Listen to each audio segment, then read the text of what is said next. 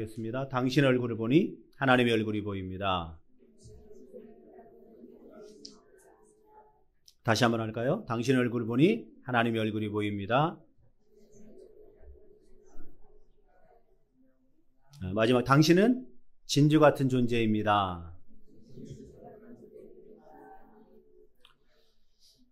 오늘 말씀 누가복음 12장 35절에서 40절까지 말씀입니다. 제목은 준비하고 있으라. 준비하고 있으라. 지난주에는 제가 이제 감기도 걸리기도 했지만 아라비아에서 오신 선교사님이 말씀을 전해 주셨습니다. 영상은 없습니다. 올라가지 못했어요. 보안이 필요해서 이슬람권이기 때문에 혹시라도 신분이나 노출되고 그러면 사역을 하기 힘들어서 그래서 영상이 없습니다. 그래서 왜 영상이 없나? 하지만 그날 바로 이렇게 내렸어요. 제목이 뭔지 기억나십니까? 지난주에 뭐예요? 네, 먼저 그의 나라와 그의 의를 구하라. 그 선교사님의 설교를 들으면서 여러 가지 생각이 많이 들었지만 가장 인상 깊은 것은 하나님은 하나님의 일을 하신다는 거예요. 전도, 선교, 결국 사람의 일이 아니라는 거죠. 물론 우리가 전도의 도구로 사용되고 선교의 도구로 사용되지만 결국 하나님께서 일하신다는 거에 이제 중점을 두고 이야기를 하셨습니다.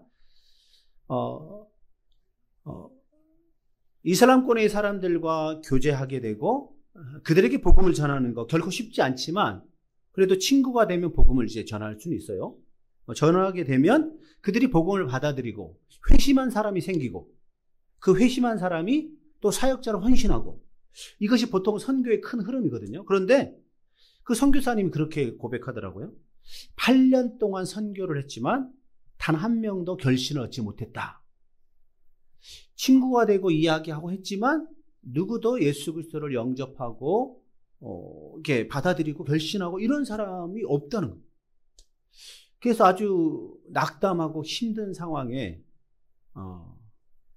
있을 때 이제 또 이렇게 미국에서 신학 공부를 하게 되는 그 시간이 됐어요.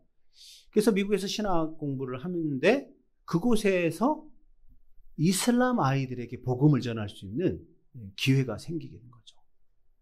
그리고는 센터가 마련되고 그곳에서 애들에게 아카데미를 열면서 복음을 전하는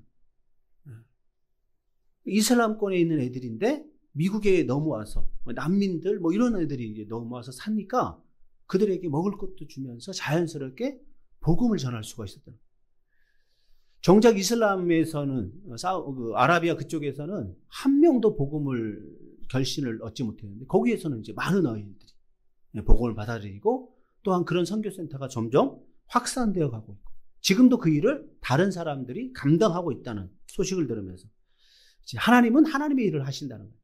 그 선교사님이 그곳에서 아람어를 배우고 준비되지 않았다면 이슬람 아이들에게 아람어로 어떻게 대화하겠으며 어떻게 복음을 전했겠습니까? 그러니까 8년이라는 기간은 한 명이 결실을 얻지 못했지만 하나님이 준비하는 기간이었다는 거죠. 그리고는 미국에 있는 3년 동안 수많은 아이들에게 복음을 전하게 되고 결심을 얻게 돼요. 오늘 우리는 예배 드리러 나왔습니다. 할렐루야. 저와 여러분이 함께 예배 드리고 있잖아요. 기도도 하고 찬송도 합니다. 자, 그런데 우리의 이러한 행위가 하나님께 상달되지 않는다면 하나님이 하셨습니다. 하나님의 은혜라는 말은 무의미한 것이죠. 우리의 기도하는 것이 우리의 찬송하는 것이 필요하지 않은 것이 아니라 우리가 어떤 마음으로 기도하고 있는지 어떤 마음으로 찬송하고 있는지 우리는 살펴봐야 된다는 거죠. 하나님이 살아계시고 우리 예배를 받으신다고 말을 하면서도 우리의 삶의 현장에서는 하나님이 계시지 않은 것처럼 행동하고 말을 하고 있다면 사실상 우리는 하나님을 무시하고 있는 것이라 말할 수가 있습니다. 하나님은 저와 여러분에게 사랑하라, 낮아져라 라고 말씀하시잖아요. 그런데 우리의 삶에서 보여지는 행동이 사랑하지 않고 미워하고 있다면, 낮아지지 않고 높아지려고 있다면 그것이 과연 믿음이겠습니까? 우리는 생각해 보아야 합니다. 염려하고 근심하고 걱정하면서 세상을 부러워하고 있다면 하나님을 믿지 않는 사람과 별반 다를 바 없는 것 아니겠습니까? 그러면서도 우리는 자주 내가 과연 하나님을 위해서 무엇을 해야 할까라고 고민합니다. 그러니까 유율배반적인 모습인 거죠. 여러분, 우리는 무엇을 할 수 있는 사람이 아닙니다. 그저 주어진 은혜에 감사하고 감격할 줄 아는 무익한 종이 되어야 할 줄 믿습니다. 그럴 때 우리의 교만이 사라지게 될 것이고 믿음이 비로소 믿음인 것을 깨닫게 되는 것입니다. 자, 35절에 36절 말씀을 우리 같이 읽습니다. 35절에 36절입니다. 허리에 띠를 띠고 등불을 켜고 서 있으라. 너희는 마치 주인이 혼인집에서 돌아와 문을 두드리면 곧 열어주려고 기다리는 사람과 같이 되라. 예. 오늘 말씀은요, 두 가지 비유를 통해서 종말론적 재림을 기다리는 메시지를 담고 있습니다. 첫 번째는 주인을 기다리는 충실한 종의 비유입니다. 마태복음에는 이 비슷한 내용으로 열처녀 비유가 등장합니다. 이 두 가지 모두 주님의 재림을 기다리는 마음 자세를 강조하고 있죠. 그리고 두 번째는 도둑의 비유를 이야기합니다. 마태복음에도 거의 흡사하게 기록되어 있습니다. 이것 또한 예기치 못한 때 불시에 임할 것을 강조하고 있는 거죠. 예수님은 세상을 떠날 날이 얼마 남지 않은 것을 기억하시고 제자들에게 재림을 항상 충성스럽게 준비하고 예비할 것을 당부하셨습니다. 재림의 날이 임할 것이라는, 그것도 불시에 이루어질 것이라는 긴장감을 가지고 살라라고 말씀하고 있는 거죠. 자, 그런데 오늘 저와 여러분의 삶은 어떻습니까? 예수님의 재림에 대한 긴장감이 있습니까? 오늘 우리는 유한한 존재입니다. 삶에 정해진 기한이 있습니다. 무한한 시간 개념은 별로 잘 받아들이지 못하는 사람들이 바로 우리입니다.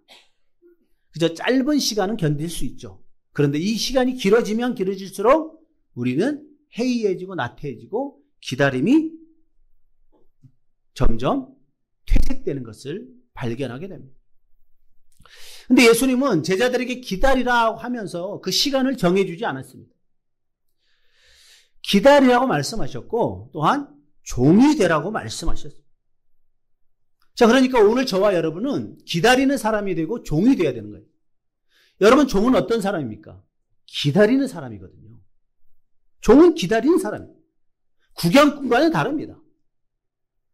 가족과 같은 마음으로 주인을 기다릴 수 있어야 되는 거죠.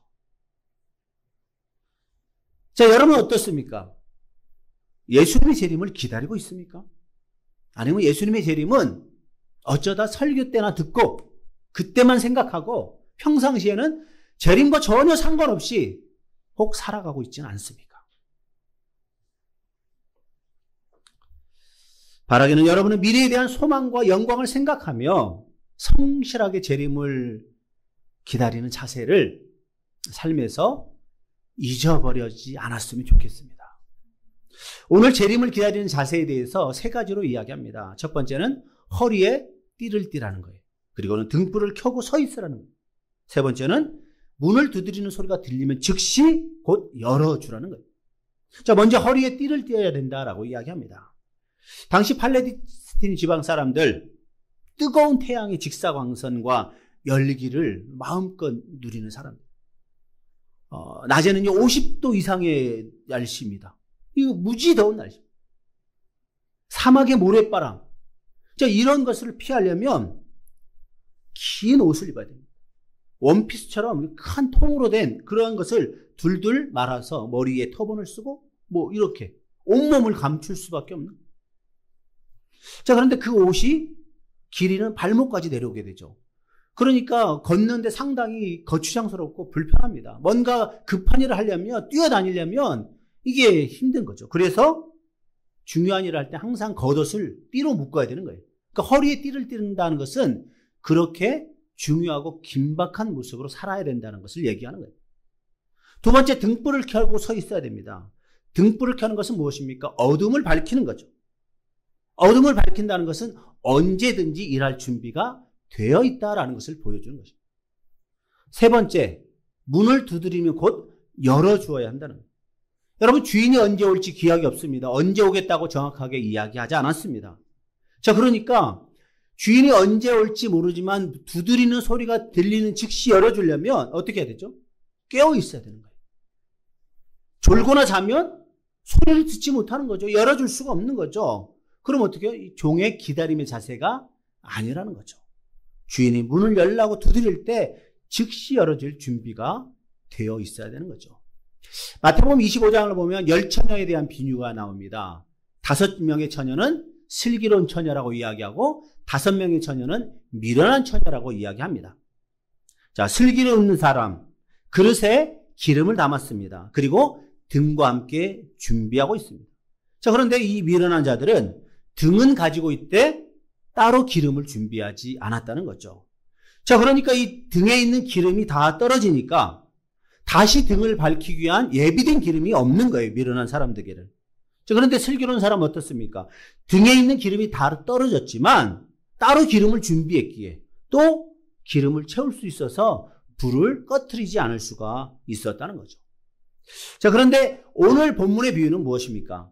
주인이 오자마자 지체하지 말고 곧 문을 열어줘야 되는 신속함을 이야기하고 있습니다.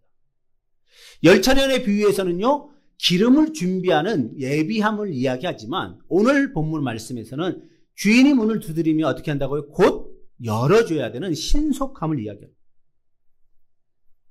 언제 두드릴지 모르기 때문에 깨어 준비하고 있어서 두드리는 소리가 들리자마자 곧 열어줘야 되는 거예요. 신앙생활하는 많은 사람들, 오늘 저와 여러분도 말할 것 없고요. 우리는 재림을 믿습니다. 할렐루야. 여러분, 예수님이 다시 오실 거 믿죠? 그런데 그 예수님이 언제 오실지, 현실의 삶에서 이루어질지 이런 궁금함과 의문함을 갖고 있습니다. 자, 그러다 보니까 신앙에 긴장감이 없어요. 그렇죠? 영적으로 아니라고 나태해져 가고 있다. 분명 주님의 재림의 임박성을 인식하고 있을 때는 재림을 기다리는, 재림을 대비하는 충성스러운 삶의 자세가 우리에게서 보입니다. 그런데 성경에서 예수님께서 말씀하신 재림, 내가 다시 올 것이다 라는 말씀을 기다리는 그것이 머리에서만 고백되고 삶에서는 전혀 이루어지지 않는다면, 재림이 임박했다는 이 종말론적 신앙이 우리의 삶에서 점점 희미해지고 사라지고 있다면 우리의 신앙의 색깔은요, 확연히 달라질 수밖에 없는 것이죠. 그래서 37절, 38절 말씀을 우리 다시 한번 읽어보겠습니다. 37절, 38절입니다. 주인이 와서 깨어있는 것을 보면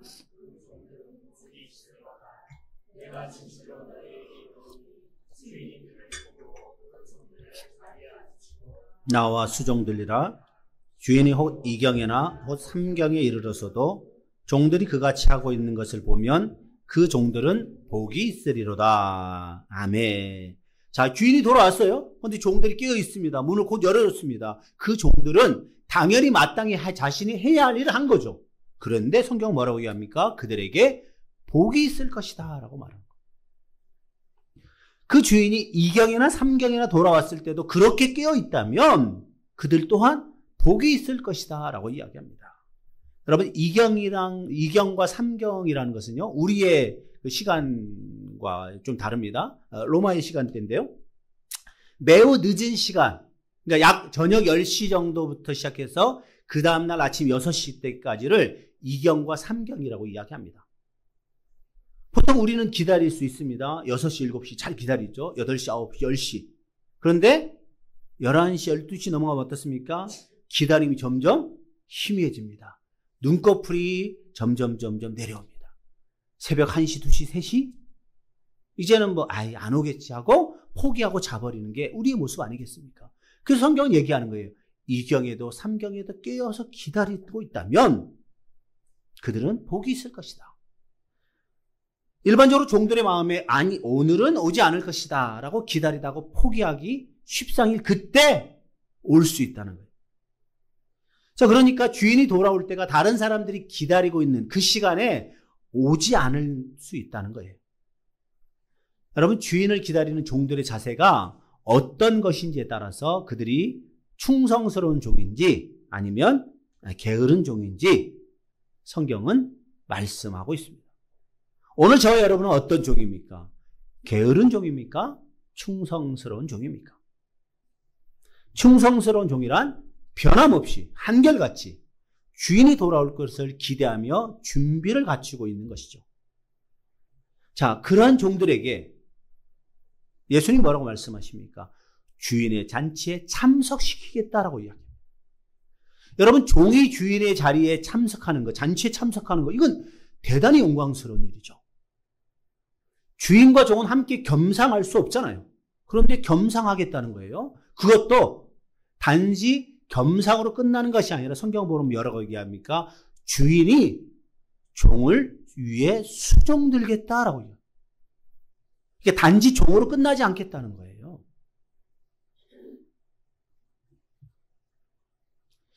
예수님께서 마을시막 유월절 때, 유월절에 함께 식사 공동체를 마치고 제자들의 발을 친히 씻어주신 것. 이것이 예수님의 섬김의 모습이거든요. 그러면서 예수님께서 제자들에게 뭐라고 이야기합니까? 내가 너희들에게 한 것처럼 너희들도 그렇게 하라. 라고 말씀합니다. 여러분, 섬김은요, 섬김 받음으로 끝나는 것이 아니에요. 섬김을 받은 사람이 또 다른 사람을 섬길 수 있어야 되는 거예요. 할렐루야. 이것이 성경에서 말하는 사랑의 모습이라는 거예요. 종들은 마땅히 할 일을 했습니다. 주인이 문을 두드리니까 열어줬습니다. 그런데 그 주인이 뭐라고 얘기합니까? 잔치를 베풀고 종을 위해서 잔치를 베풉니다. 그리고는 종이 먹을 수 있는 것, 마실 수 있는 것을 계속해서 옆에서 수종 들고 있다는 거예요. 여러분, 이게 얼마나 놀라운 말씀입니까? 그런데 이러한 종은요, 모든 사람에게 해당되지 않습니다. 예비하고 준비한 사람만 그러한 놀라운 축복의 자리에 참여할 수 있다는 것입니다. 디모데후서 1장은 이렇게 말합니다. 하나님이 우리에게 주신 것은 두려워하는 마음이 아니요 오직 능력과 사랑과 절제하는 마음이니, 능력과 사랑과 절제하는 마음 하나님이 우리에게 주셨다는 거예요. 특별히 여기서 절제하는 마음은 자기 훈련을 통해서 늘 깨어있는 삶을 이야기하는 거예요. 그러니까 내 뜻이 아니라 하나님의 뜻에 맞추려고 애쓰고 날마다 자기 십자가를 지는 삶을 살아야 하는 것을 이야기하는 거죠. 예수님께서 재림하시겠다고 말씀하신 지 벌써 2000년이 지났습니다. 그렇죠. 2025년입니다. 예수님 이 땅에 오셔서 30년의 공생애를 사시고 그리고 하늘로 승천하신 후에 그것을 광경을 바라보는 제자들에게 너희가 하늘로 올라감을 본 이처럼 그것처럼 내가 다시 오겠다 말씀하신 지 벌써 2000년이 지났습니다. 그동안 종말 사상이 유행처럼 전 세계를 휩쓸고 지나간 적이 많았습니다. 1000년도, 2000년도, 세기가 지날수록 그런 종말 사상 유행처럼 지나갔습니다. 그랬는데 아직도 예수님이 오시지 않았습니다. 우리나라에도 수많은 종말 사상들이 있었죠. 다미선교회니, 오대양 사건이니, 이런 것들, 미국에도 그런 것들이, 캐나다도, 전 세계적으로 이 종말 사상들이 예수님이 오실 것이다, 올 거다라고 기다리면서 밤새 부르짖던 사람들이 얼마나 많은지 모릅니다. 그 수많은 사람들이 이단에 다 빠져버리게 되고, 그리 되고 어떻게 합니까? 예수님이 오시지 않을 것이다 라고 포기해버리고, 아니면 예수님이 오실 것이지만 우리의 시간과는 관계없이 오실 것이고, 또 어떤 사람은 이렇게 말합니다. 예수님은 오셨다. 그런데 영으로 오셨기 때문에 우리의 눈으로 볼 수 없다. 이렇게 말하는 이단들도 있어요. 근데 성경은 예수님은 분명히 말씀하십니다. 너희의 눈에 본 그대로 올 것이다. 그러니까 뭐예요? 예수님 영으로만 오겠다는 거 아니에요. 우리의 모든 사람들이 볼 수 있는 것으로 오시겠다. 근데 그 예수님은 오시겠다고 말씀했는데 아직도 오지 않았잖아요. 그러니까 어떻게 합니까? 우리의 마음속에 어떤 마음이 들겠습니까? 사람들의 생각 속에 어떤 마음이 들겠습니까? 재림은 없을 거야. 예수님이 오시겠다고 했지만 진짜 오실 거라면 벌써 오셨지. 아직도 안 왔어? 에이, 없을 거야. 아니, 없어. 아니, 내 때에는 없을 거야. 내 자녀의 때 아니면 앞으로도 언제 올지 몰라. 라고 하면서 점점 우리는 예수님의 재림을 기다리는 것보다 예수님의 재림과 전혀 상관없이 우리의 인생을 살아가고 있는지 모르겠습니다. 재림신앙을 성경에만 기록되었다는 것으로 지금도 허리에 띠를 띠고 등불을 켜고 서 있고 문을 열면 즉시 열어주려는 그런 준비된 마음, 예비된 마음으로 이 땅을 살아가는 사람들이 점점 찾아보기 힘들어지고 있습니다. 근데 여러분 꼭 기억해야 될 것은요. 하나님 말씀은 반드시 성취됩니다. 할렐루야. 하나님은 하신 말씀을 번복하는 일이 없습니다. 오히려 2000년이나 시간이 지났기 때문에 많은 시간이 흘렀기 때문에 예수님의 재림이 더 가까웠다는 것을 우리가 생각할 수 있어야 합니다. 여러분 지금이 밤 2경이고 지금이 밤 3경입니다. 깨어 있어야 합니다. 준비하고 있어야 합니다. 세상의 마지막이 가까울수록 사람들은 깊은 영적 수면에 빠지게 될 것입니다. 영적 수면에 빠지게 되면 예수님을 만날 수가 없습니다. 마태복음 24장은 마지막 때에 일어날 사건에 대해서 이렇게 기록하고 있습니다. 그때 사람들이 너희를 환난에 넘겨주겠으며 너희를 죽이리니 너희가 내 이름 때문에 모든 민족에게 미움을 받으리라. 그때 많은 사람이 실족하게 되어 서로 잡아주고 서로 미워하겠으며 거짓 선지자가 많이 일어나 많은 사람을 미혹하겠으며 불법이 성함으로 많은 사람의 사랑이 식어지리라. 처처의 기근과 난리가 일어날 것이다. 지금이 바로 그런 때라는 거죠. 처처의 기근과 난리와 우리가 전혀 맛보지 못했던 이상기후와 지금이 무척 더운 여름이지만 어느 곳은 무척 추운 곳이 돼버리고 홍수가 나버리고 전혀 비가 오지 않았던 곳에 막 홍수가 나고 물난리가 나고 비가 와야 되는 곳은 비가 오지 않고 기근과 난리로 점점 세상의 종말이 우리 눈앞에 다가오고 있다는 것을 우리가 깨달아야 합니다. 그러게 인자가 올 때 세상에서 믿음을 보겠느냐라고 하는 말씀이 오늘 이 땅을 살아가는 저와 여러분에게 그리고 수많은 사람들에게 들려져야 되는 말씀이죠. 세상에서 믿음을 보겠느냐? 다시 말하면 예수님의 재림을 기다리는 사람이 얼마나 되겠느냐? 재림신앙을 붙잡고 있는 사람들이 얼마나 되겠느냐? 39절 40절 말씀을 같이 읽습니다. 너희도 아는 바니 집주인이 만일 도둑이 어느 때에 이를 줄 알았더라면 그러므로 너희도 준비하고 있으라. 생각하지 않은 때에 인자가 오리라 하시니라. 아멘. 집주인이 만일 도둑이 어느 때에 이를 줄 알았더라면 너희도 준비하고 있으라. 생각하지 않은 때에 인자가 오리라. 예수님은 재림한다고 분명히 말씀하십니다. 우리의 생각과 다르게 임할 것이라고 말씀합니다. 생각하지 않은 때, 여러분 생각하지 않은 때라는 것은요, 추측하지 않은 때를 말합니다. 많은 사람들은 예수님이 언제 오실 거라고 추측합니다. 시간을 따져보고 예수님께서 언제 오셨기에 그때부터 언제가 되고 뭐 이런 것을 다 따져봅니다. 이 사람들의 추측이죠. 이것으로 인해서 언제 예수님이 올 것이다 라고 사람들이 이야기하지만 그러지 못한 때에 예수님께서 오시겠다라고 말씀합니다. 여러분 만일 그리스도께서 모든 것을 심판하시는 재림의 날이 없다면 어떻게 되겠습니까? 사람들은 자기의 정욕에 이끌려서 삶을 살게 되겠죠. 자기의 판단대로 살 것입니다. 자기의 고집대로 자기의 입맛대로 맞춰서 살아가게 될 것입니다.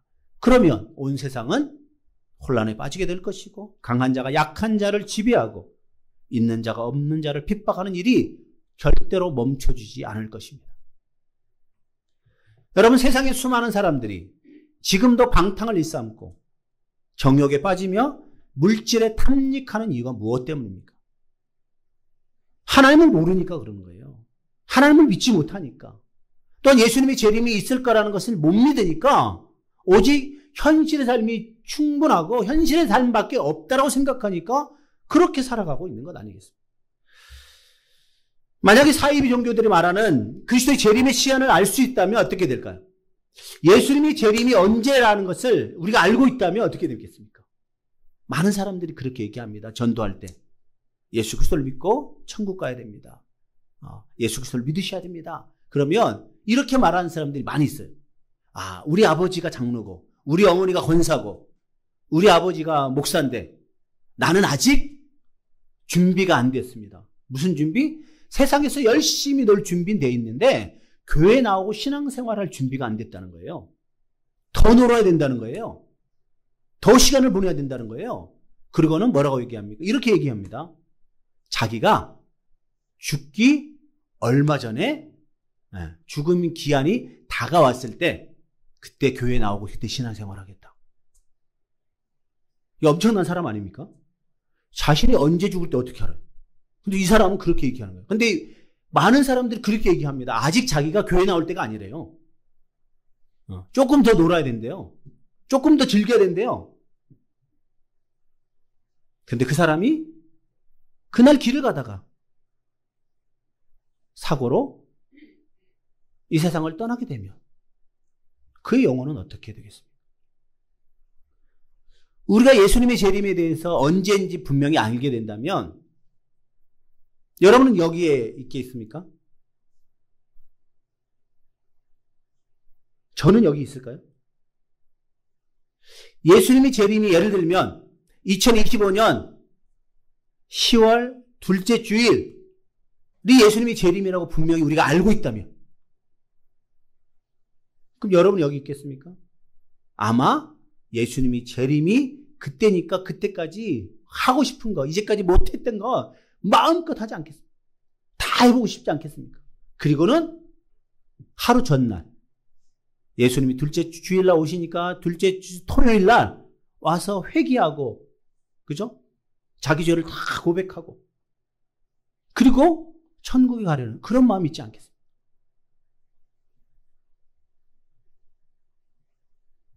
그때를 맞춰서 경건하고 거룩한 삶을 살려고 하는 당연히 그런 삶이 드러날 수밖에 없는 거죠. 그런데 재림은 이루어지지도 않는 허황된 것도 아니며 미리 예고되어 알 수 있는 것도 아니라는 거죠.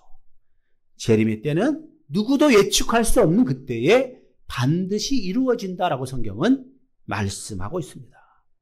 로마서 13장 이렇게 말합니다. 밤이 깊고 낮이 가까웠으니 그러므로 우리가 어둠의 일을 벗고 빛의 갑옷을 입자. 낮에와 같이 단정히 행하고 방탕하거나 술 취하지 말며 음란하거나 호색하지 말며 다투거나 시기하지 말고 오직 주 예수 그리스도로 옷 입고 정욕을 위하여 육신의 일을 도모하지 말라. 지금도 얼마나 많은 사람들이 방탕하게 술 취하고 음란하고 호색하고 다투고 시기하고 이러한 모든 것을 행하며 살아가고 있지 않습니까? 그러므로 종말의 때에 재림의 임박함을 기다리는 우리는 절제해야 된다는 거죠. 구별될 줄 알아야 되고 거룩한 생활을 해야 되는 거죠. 성경 얘기합니다. 어둠의 일을 벗어야 한다라고 이야기해요. 자, 그러니까 우리의 신앙생활이 하나님이 기뻐하는 빛의 모습으로 살아가고 있는지 돌아볼 수 있어야 되는 거죠.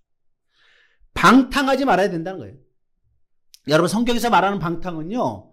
허랑방탕 이러한 방탕만을 말하는 것이 아니에요. 하나님의 뜻을 떠나는 것은 방탕이거든요. 하나님의 뜻을 떠나는 것은 죄거든요. 하나님과 관계없이 살아가는 것은 다 죄고 방탕인 것이에요. 자, 우리가 신앙생활을 하고 있다고 말하지만 주일날만 하나님 말씀대로 살려고 하고 나머지 이 6일은 내 마음대로 살아가고 있다면 그것 또한 방탕한 거예요. 음란하거나 호색하지 말아야 한다라고 이야기해요. 다투거나 시기하지 말아야 한다고 얘기해요.